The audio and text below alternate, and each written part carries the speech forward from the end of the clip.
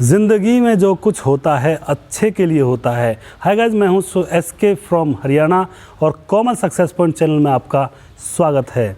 साथियों, एक बार राजा अकबर होते हैं और उनके साथ बीरबल होते हैं। तो अकबर अपने घर में आम छील रहे होते हैं अपनी पत्नी के लिए।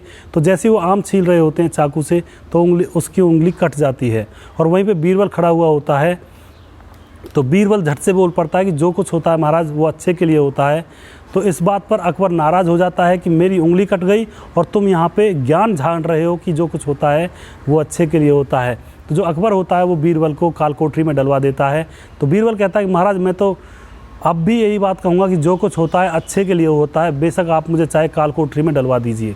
तो साथियों, जो बीरबल होता है वो कालकोठरी में पड़ा रहता है। कुछ दिन गुजरते हैं तो राजा शिकार खेलने के लिए जंगल में जाता है और वो अपने साथ बहुत ही कम सैनिकों को अपने साथ ले जाता है।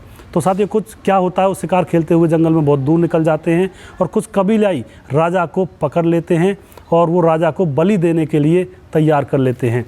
अकबर ये कहता है कि मैं राजा हूँ तुम्हारे राज्य का। तो कबीले के लोग ये कहते हैं कि राजा होगा अपने घर का, हम इस बात को नहीं मानते, हम तो तुम्हारी बलि चढ़ाएंगे। तो साथियों, उस राजा को यानी कि अकबर को बलि चढ़ाने के लिए तैयार करने लगते हैं कबीले के लोग। तभी उनमें से एक आदमी, जो कबीले का एक आदमी होता है, उसकी नज़र अकबर की उंगली पर जाती है जो कि कटी हुई थी। तभी वो अपने कबीले के सरदार से कहता है कि महाराज, ये तो खंडित है, इसकी तो उंगली कटी हुई है, इसकी हम बलि नहीं दे सकते हैं। तो कबीले के लोग अकबर को छोड़ देते हैं और वो अपने घर आ जाता है। तो साथियों, घर आकर वह बीरबल का धन्यवाद करता है कि तुमने सही कहा था कि जो कुछ होता है भले के लिए होता है। बीरबल को वह कालकोठरी से निकाल लेता है। तो साथियों, इस कहानी से क्या शिक्षा मिलती है? इस कहानी से हमें यही शिक्षा मिलती है कि ज़िंदगी में जो भी कुछ होता है वो भले के लिए होता है, उसमें कहीं ना कहीं हमारी भलाई छुपी होती है। तो साथियों, मुझे उम्मीद है आपको ये छोटी सी स्टोरी आपको पसंद आई होगी और नेक्स्ट वीडियो में कल फिर लेकर आऊँगा आपके सामने।